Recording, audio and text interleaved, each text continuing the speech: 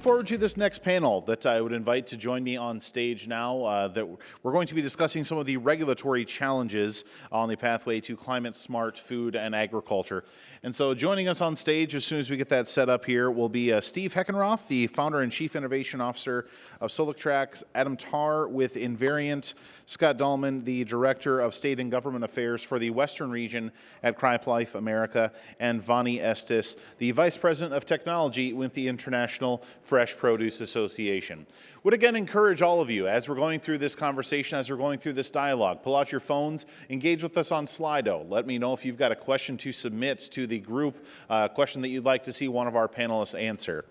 And I think I'm just going to sort of take the first crack at things. And Adam, I'm going to pick on you because you're at the very end over there. I want to know, obviously we're going to be talking about regulation and some of the issues that regulation can pose to changes within agriculture, but I want to start kind of at the ground level because regulations can only be written as a result of legislation being passed and regulations being implemented. So what do you see as Capitol Hill's role in all of this, in the regulatory framework that we're seeing and some of the changes that are being enacted within the industry as a result?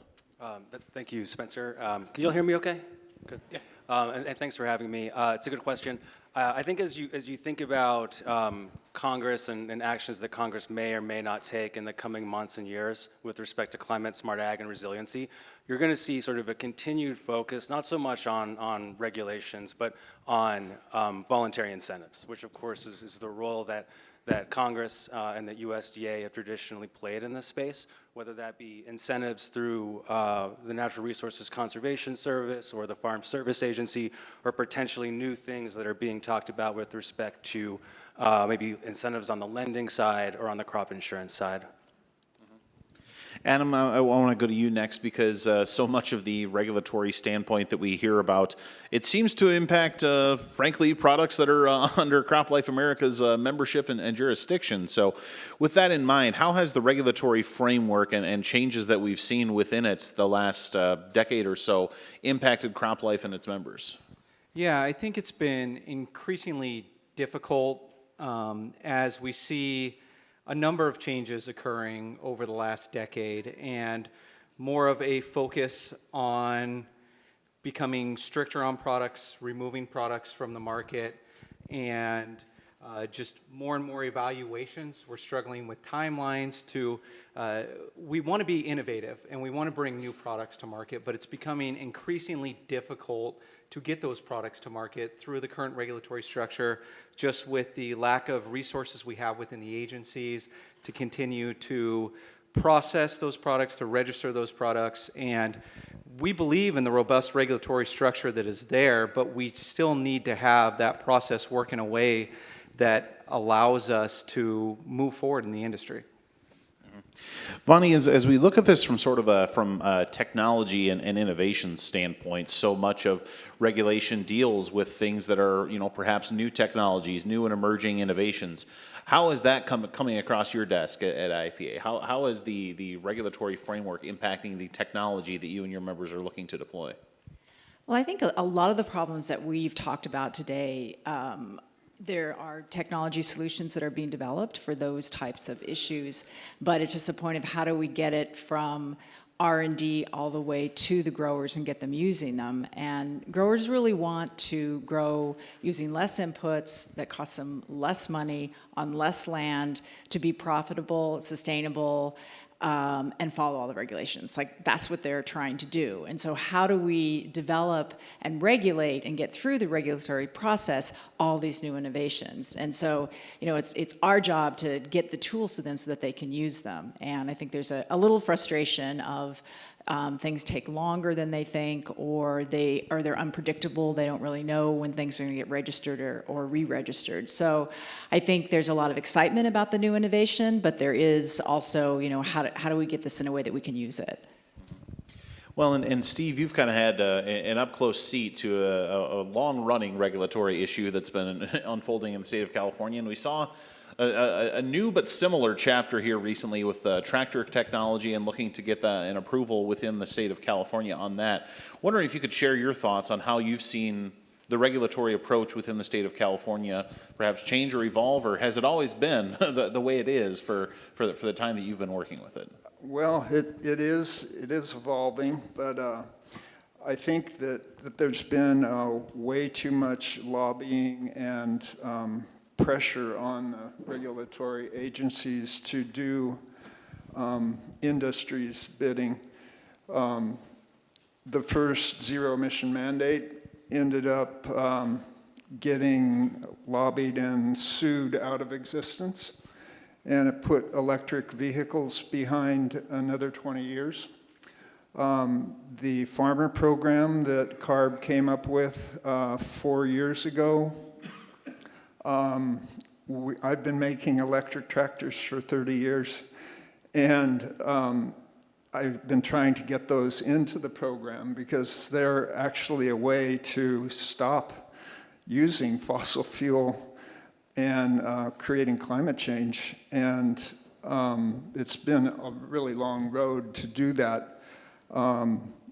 Just recently, they've separated the program into the 36 different air districts instead of taking it on at the state, which makes it much more complicated. So we now have a grant from the Bay Area Air Quality Management District, which is really going to help us finally certify our electric tractors to get them into the market. So, even though you perhaps might come from a bit of a different perspective on some of the goals of the regulatory approach, you're still facing some of the, the complications and some of the onerous nature that can come as a result of regulatory challenges. Absolutely, yeah.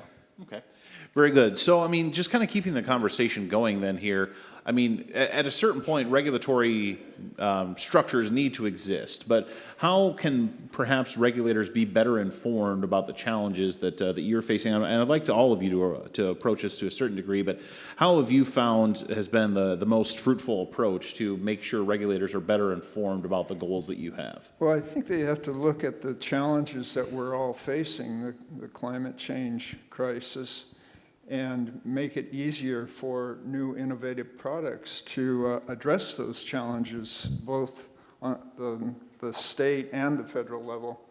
And California usually leads, but it's been sort of a checkered pattern of success.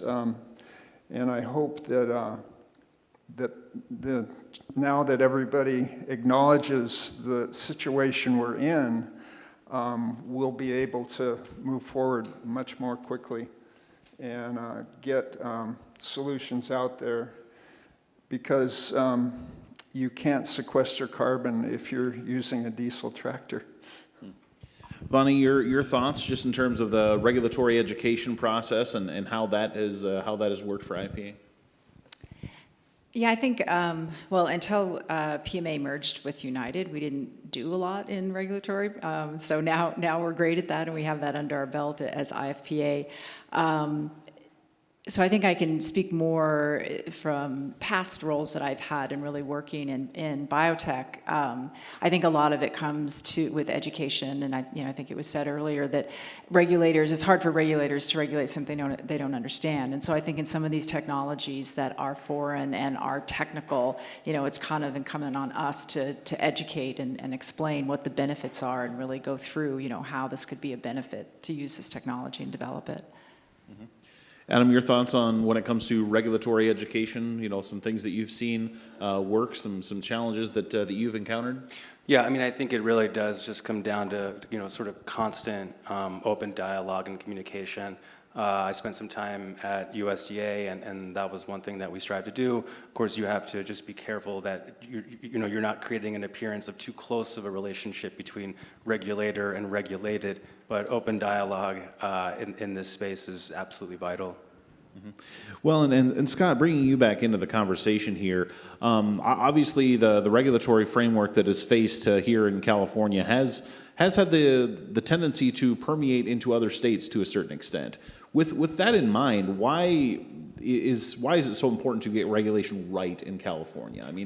With that potential for the nationwide spread. Yeah, it's very much a bellwether state. It's very much a leader in many ways, but in a regulatory environment, especially around agriculture, what happens here in California does have a large impact. I spent many years working in the Pacific Northwest, and if we kind of wanted to know what regulations we were going to be looking at in 4 or 5 years, we just had to watch what was going on in California.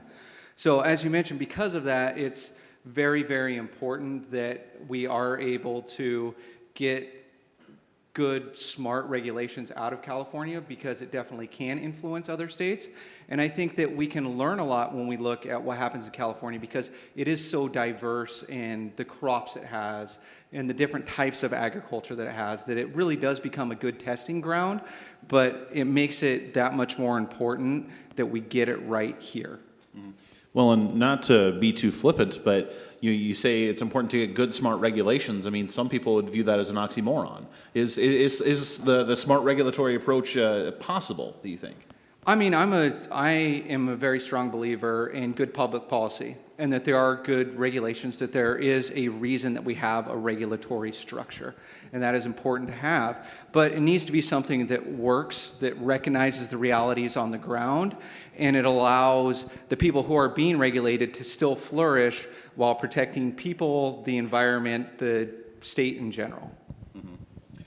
So, we do want to encourage all of you to continue participating in Slido. I see we've got a couple of questions that have popped up already, and I'll be sure to get to those. But Adam, I want to go back to a point that you made earlier in a remark where you said it's important to demonstrate and not give any too much of an appearance of too cozy of a relationship between regulator and regulated. But obviously, folks want to get to know each other. They want to learn how to converse with each other. They want to know how to best relate to the person on the other side of the desk. If you're counseling someone who's looking to perhaps build a relationship with that regulator, get to know them, understand how to best relate to them, what's your counsel on doing that while still respecting that regulator versus regulated relationship? Well, I don't think there's anything wrong with regulated entities constantly. You have to just keep knocking on their door, right? And I think it's up to sort of government to open the door, have a conversation, and respect boundaries. But I think folks, businesses that are impacted by regulations, there's absolutely nothing wrong with continually stating your case to government. Mm-hmm. So a very good thought there. I do want to just go to a quick question that we saw here, and I'd like to get everyone's thought on this, because it does ask for everyone's input. And Steve, I'll start with you. What is one regulatory change would best facilitate adaptation of climate smart ag for each speaker's sector? So for your particular approach for the electrification sector. Well, if they would incentivize the adoption of these new technologies and give them as much incentives as they do the existing, say, fossil fuel technologies. Over the last 3 years, the farmer program has been in existence. They've spent $400 million replacing old diesel tractors with new diesel tractors that have really complicated emission systems. And in the process, they've been a little bit less efficient. So if the goal was to reduce climate change, these emit more climate change gases. So we've got to look at what the end goal of what we're trying to do. And particulates, eliminating particulates is important, but climate change is also something we have to be very aware of. And to address climate smart products, we have to think of that as well as the other things that we need to address. And it's becoming more and more important all the time, as we've heard all day. Mm-hmm. Vonnie, when you think about the biggest regulatory change that could help the produce industry when it comes to climate smart agriculture, what jumps to mind? Well, I think just rising up a little bit and above certain regulations, but to really think more about outcome-based and risk-based in the way that we regulate. And so we'd really like to see regulations that look at a holistic approach, like we're trying to use less water, or we're trying to improve the soil. And so really looking at that outcome base and base it on science, not just particular hazard that might happen with one part of that program. And so I think just looking looking at it that way and getting funding to look at it that way, and then having regulations that take a whole system into account. Scott, your thoughts? Yeah, I would just say, as I mentioned earlier, just the timelines to get innovations reviewed. I mean, we're in a scenario now where you're talking a multiple years of review at the EPA, plus multiple years of review here in California, looking at many of the same things before we can get some of those new innovations to market. And when it comes to climate smart ag, I think just seeing a greater recognition of the role that pesticides play in serving that goal, because as we're facing less and less resources, while we're seeing droughts, it is going to be more and more important that we are able to get as much productivity as we can off of all of the land that we're farming. And so just a greater recognition of the role that pesticides do play in that. I think Vonnie's comment about outcomes was sort of spot on, right? USDA funds sort of hundreds of conservation practices aimed at achieving certain objectives. Oftentimes they sort of emphasize the spec of a certain practice rather than the outcome. I think if you focused on environmental outcomes, you would allow more innovation and you would see sort of better results rather than sort of sticking to the, you have to do it this way. Yeah, go for it. Yeah, we've seen that industrial ag has taken the natural environment. The prairie was over 15% organic matter, and it's taken it down to less than 1% organic matter. So these industrial processes have really destroyed our soil, and as we've seen, we need to rebuild that soil. We need to get that organic matter back in the soil. And I don't think we're going to do that with the industrial processes that we're using now. So we really need to think about ways to reduce the chemical inputs and increase the organic inputs, and try and complete nutrient cycles in a smaller circle. The fossil fuel it's the distribution, the whole supply chain of fossil fuel is dramatically increasing in its emissions. And so the switch has to come pretty soon so that we can solve this climate crisis. Mm-hmm. Well, in some conversations that we've had up here, there's been a little bit of talk about innovation, and one question that was submitted from the audience makes a reference that the innovation and the pace of government aren't always in alignment. And Scott, I'm going to go to you with this question. What do you think will help break through regulatory roadblocks in addressing that difference in speed between private sector innovation and government regulation? Oh, geez. We got time, so. Yeah.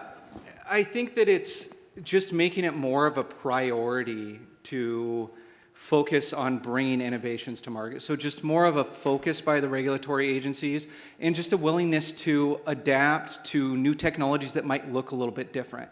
Because oftentimes we've got an old regulatory paradigm and you're bringing something to market that looks slightly different. So to be able to, within our regulatory structure, embrace more flexibility within there, to be able to embrace something that doesn't look exactly like what the technology looked like when the regulation was made, so that it's not just so cut and dry and black and white, that there's some flexibility in there to give the regulators the flexibility to be able to look at some of these new things. Because right now we're having to completely recreate the system as we're trying to get things approved, and that just doesn't work very well. And one of the questions that's been submitted talks about some of these technologies that agriculture needs for better climate-smart adaptation will sometimes require the approval of agencies that might not best understand agriculture. I know your experiences on Capitol Hill and maybe at the Department of Agriculture, but what can be done to address sort of that paradigm of we've talked a little bit about the educational process, but for folks dealing with regulatory bodies that perhaps might not best understand agriculture but still need the regulatory buy-in to advance some of these climate smart approvals. Your counsel there? Again, I think I would just go back to sort of the importance of sort of focusing on the outcomes of what it is you're trying to achieve, and less so much the actual object that it is, right? I think if you can focus on the outcomes, you have a better chance of getting there. This question I think is interesting, and I'll open up to whichever of you would like to dive into it. We obviously recently had the coronavirus pandemic, a new wave of working from home took off at that point in time. Wondering, did that impact at all the approaches that you all, or maybe the interactions that you all had with the regulators as you were looking to, converse about regulations? How did the COVID-19 pandemic and sort of the work from home waves that we saw as a result impact that? Heard a very interesting thing on the way here on the radio, that the life expectancy of white folks was decreased 2 years, and Hispanic folks decreased 5 years over the last 2 years. And that to me says that we're not treating our agricultural workers. They're subjected to diesel exhaust, loud noise, and the diesel exhaust affects their lungs, and any other chemicals that they're exposed to puts them in a much riskier place than most of us that don't have to work in the fields under those conditions. So to me, I think we really need to look at the regulations for the workers that are out in the fields and being subject to these more problematic environmental conditions. The rest of you, any thoughts on the COVID-19 pandemic, working from home, and perhaps any impact that had on the regulatory process? Sure, I'll go. It made it much more difficult. I mean, there's no two ways about it. When we talked so much earlier about the importance of being able to interact with regulators, to be able to explain things, to be able to teach, there's just, in my opinion, no replacement for that face-to-face relationship where you're able to sit down and walk through something with someone, or to be able to get them to come out and see in the field what the reality is, or to see a new technology. And because of the dynamic of not being able to gather anymore, I think it made it a lot harder just to have those frank conversations. But it wasn't easier to get them on the phone? I No? would like to say it was, but in my experience, I did not have an easier time getting in touch with them. Maybe this is where you were going. So I think it was easier, I found, to get access. The conversations were less constructive than an in-person conversation, in my experience. Interesting. Well, and Vonnie and Adam, you've both mentioned the sort of the outcomes-based approach to regulatory work. But one question does ask, like, how can regulators best fully appreciate the consequences of their actions, sometimes unintended and counterproductive to those objectives, to those outcomes that you're discussing? How to best approach that issue?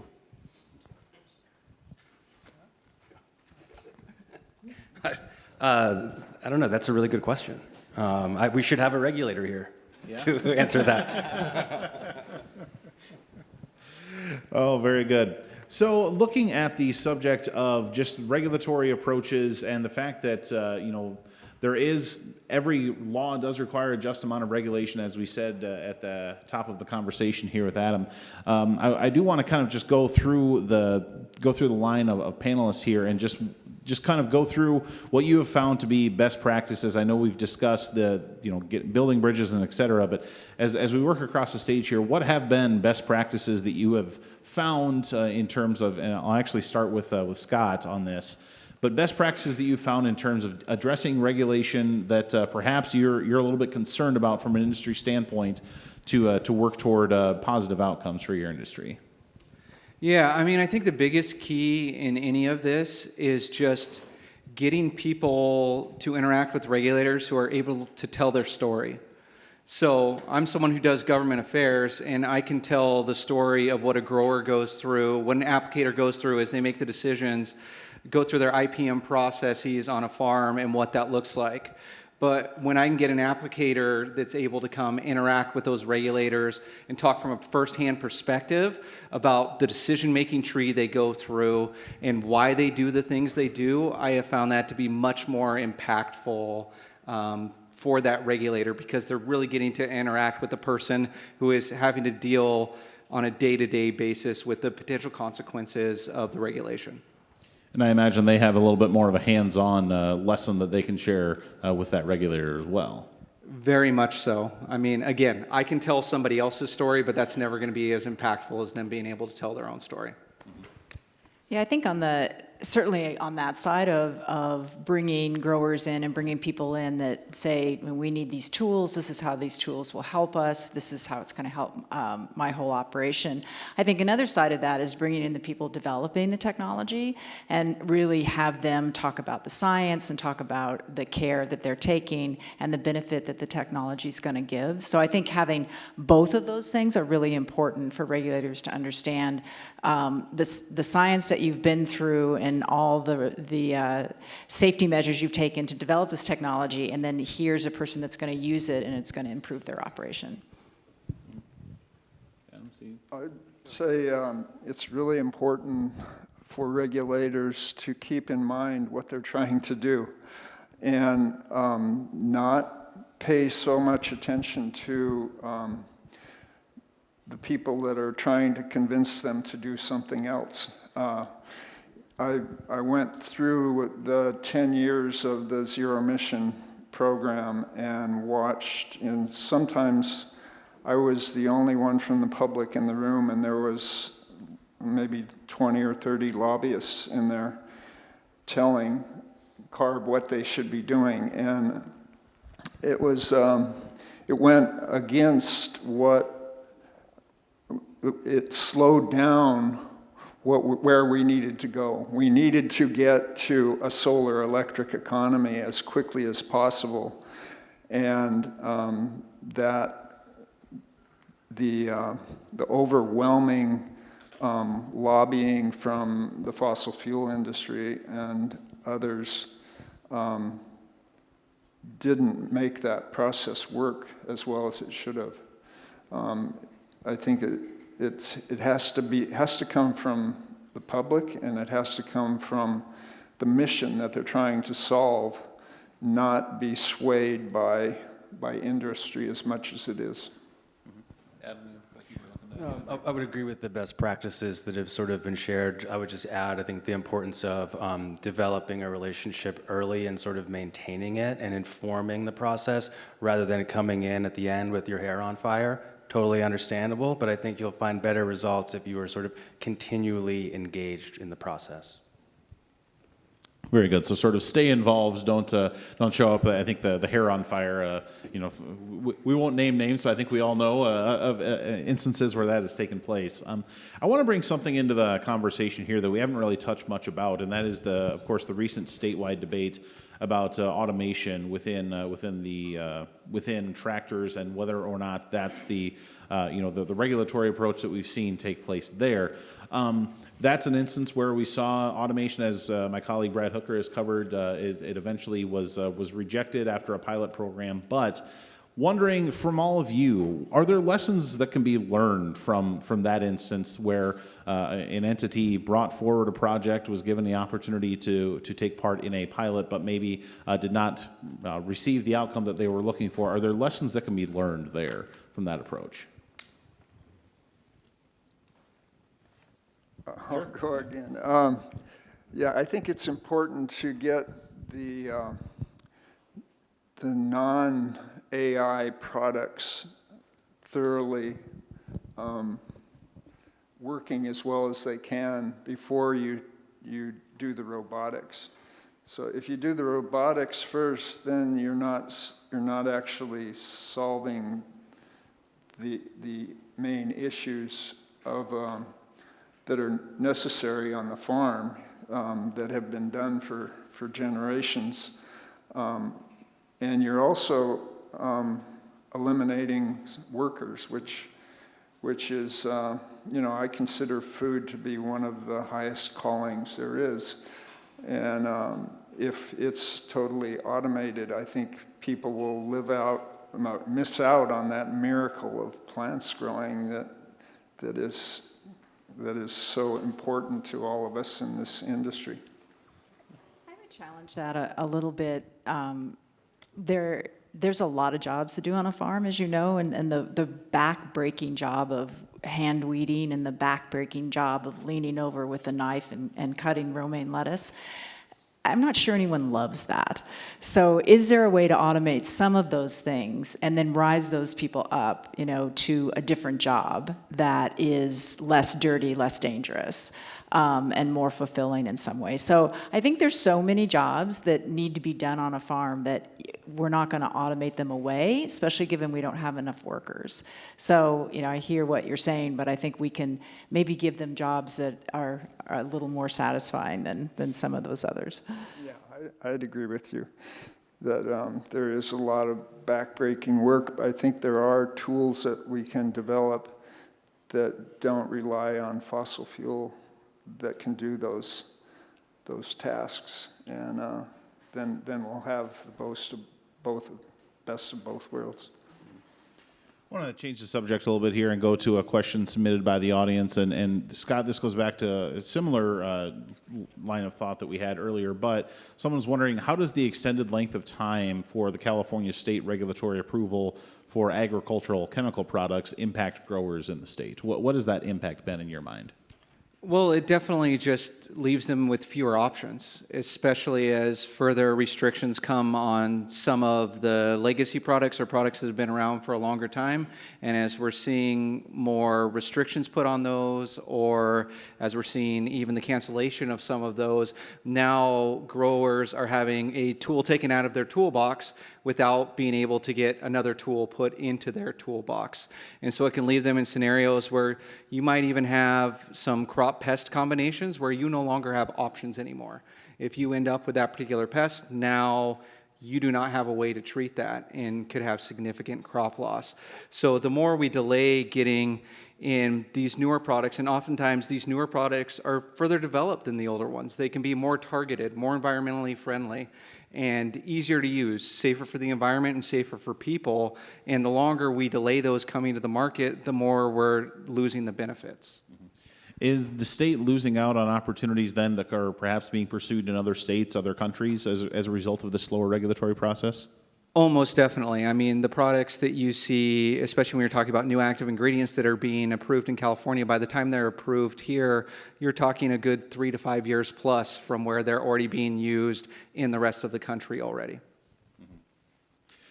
So continuing the conversation, we talked a little bit about automation, but Vonnie, I'll go to you with this one. Someone's asking, how can agriculture automate for climate smart practices and avoid being charged with displacing the workforce? Similar to the conversation that you and the colloquy that you and Steve had up here, but how can that best be approached, do you think? Yeah, I mean, this is something we hear a lot, and I think from talking to people that work out in the field, I think we just need to think about how do we augment work. I don't think we're ever going to replace everything about growing food, but how do we augment it so that we can keep workers safety and give them a higher quality of life with automation.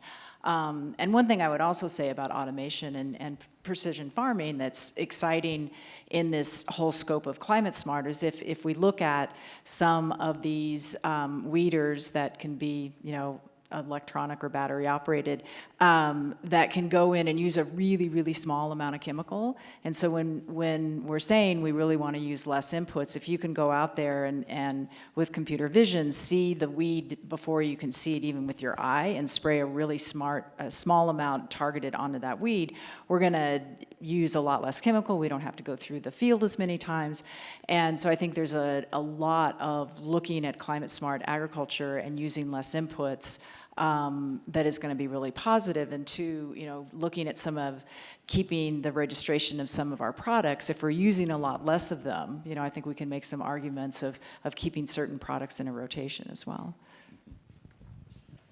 So, I mean, as I'm looking here, we've got about 5 minutes left in our conversation, and so I think I'm just going to ask everyone to sort of wrap up here with this last question. I always like to ask this one to a certain extent, but we are looking at a situation where a lot of political turmoil going on, a lot of political change, including potentially within this very state over the next couple of years, with some national interests as well. But Steve, I'll start with you, and I'll just kind of work my way down. Wondering how you think that intersection between state regulation and national regulation is going to impact California agriculture in the next 5 years. Yeah, it's really sad to see how divided we've become nationally. I think California has come together better than most places in addressing the challenges we're going to be facing. I'm hoping that that we're all going to look forward to trying to reduce our carbon footprint, and I think California is moving in that direction and leading the way in that direction. And I think that includes more localization.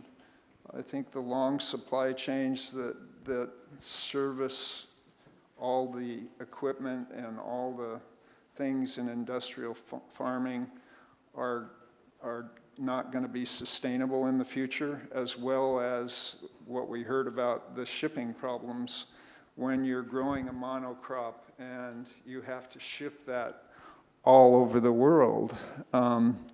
That is also not sustainable. So I think the regenerative and the organic movements coming together are going to be local movements where we localize our food production and we have more farmers coming in to that space rather than like happened in the Midwest, where generations of farmers had been taken off their land because of the big industrial farms coming in. And that's partly responsible for what's been happening in the Midwest, the suicides and the drug overdoses. People have lost their reasons for their communities have lost their basis for existing. So I'm hoping that California is leading the way toward a more local, sustainable, regenerative agriculture. Vonnie, your thoughts on the state and the national regulatory approaches you're watching over the next 5 years? Yeah, I think California is so far ahead because we have to be, in that we grow so much of the nutrient-dense fresh food for the country, and we have the biggest water problems, and we have the biggest labor problems, and so I think and we tend to look for environmental solutions. So I think we have to be far ahead in developing innovation and technology and solutions in this area. And hopefully we can, what I'd like to see is that we're ahead on all of that, and we're ahead on making all that available so that things don't it's not harder to use new products and new technologies in California. It actually becomes easier if they're science and outcome based. And so in the way that California can lead that, can we lead the country in that as well? Yeah, I mean, I agree a lot of what you just said, Vonnie. I think that it is imperative that we also have more people who are in agriculture be involved in the political process. I mean, you look at both the State House and in Congress, and you're seeing less and less people who have been involved in agriculture at any point in their life who are now serving in an office. And so it makes it very difficult to be able to have those conversations, to expect even a baseline of knowledge, as even just us and the general public are getting further and further away from our agrarian roots and not having that connection anymore. And so I do think there's more of a focus coming back to that. I think as we're facing challenges like climate change, the drought that brings, seeing wars where we're having shortages of food across the world, that there will be a renewed focus on agriculture. And I hope we use that as an opportunity to make sure that we are setting ourselves up for a sustainable future. I'll just speak to the federal level since that's where my work focuses. I mean, if the midterm elections go the way they appear to be going, and either the House or the Senate flips to Republican hands, obviously you will see much more of a spotlight or much more oversight of regulatory issues at the federal level.